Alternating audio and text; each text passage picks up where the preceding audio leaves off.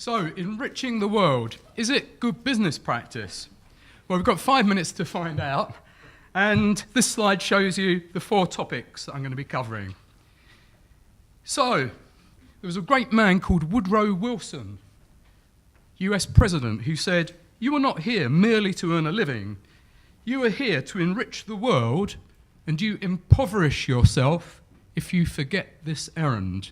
And that happens to be really the cornerstone of my personal philosophy.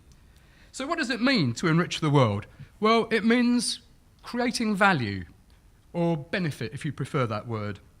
And when I talk about value, I'm talking about something emotional, something that you actually experience, rather like this Cadbury's Flake Bar. Now, this is actually latent value, right? It's not value until I interact with it. I can appreciate the graphics, like the feel of it, taste it, maybe remember the girl. So, the flake is actually latent value, and you're probably wondering, well, what does it take to create value and enrich the world? Well, it's something that I call creative action, creative and action. And somebody said, I don't know if you know who, that stakeholder value is probably the dumbest idea in the world, a bit like the chocolate teapot. And if you're wondering who said that, I'll tell you at the end. Now, this is the famous shed where Hewlett-Packard came into being. And David Packard, one of the co-founders, told us that the purpose of a company is to enable people to accomplish something that they couldn't otherwise accomplish on their own. That's the purpose of a business. And there was another great man, George Cadbury, who was the son of John Cadbury, who was a social reformer, and he created Bourneville, not just for the Cadbury employees, but also for people who didn't work for Cadbury, and that's altruism for you. But aside from altruistic motives, there are 4 really good reasons why business should enrich the world. And you probably know the story about the stonemason who wasn't just cutting stone, he was building a cathedral.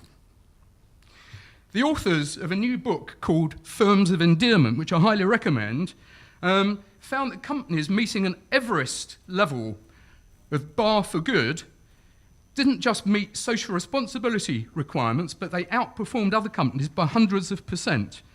And you probably know that something in companies called resistance to change is a big problem. But when you create value for all of your stakeholders, that resistance disappears because there's simply nothing for anybody to resist.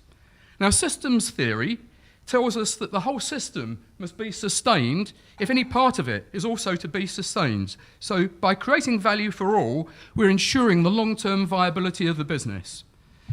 So here are some of the companies that are leading the way. You can see the names up on the screen. And sure, they've got their flaws, but they're doing their best, and they're really trying to live by a world-enriching purpose and to act from that purpose.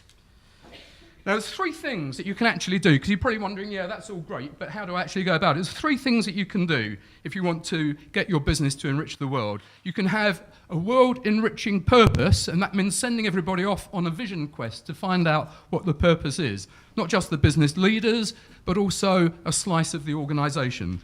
The next thing that you can do is reinvent your business model. That's how the company makes money.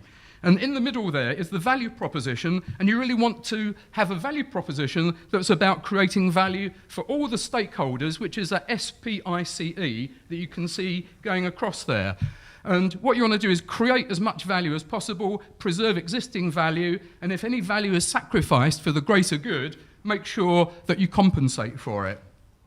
Now, there are 5 main ways that you can bring an innovation or change into being, and you're probably all familiar with the engagement model. You know, we've got to engage our stakeholders, but the trouble with that is it's getting people to do what you want them to do.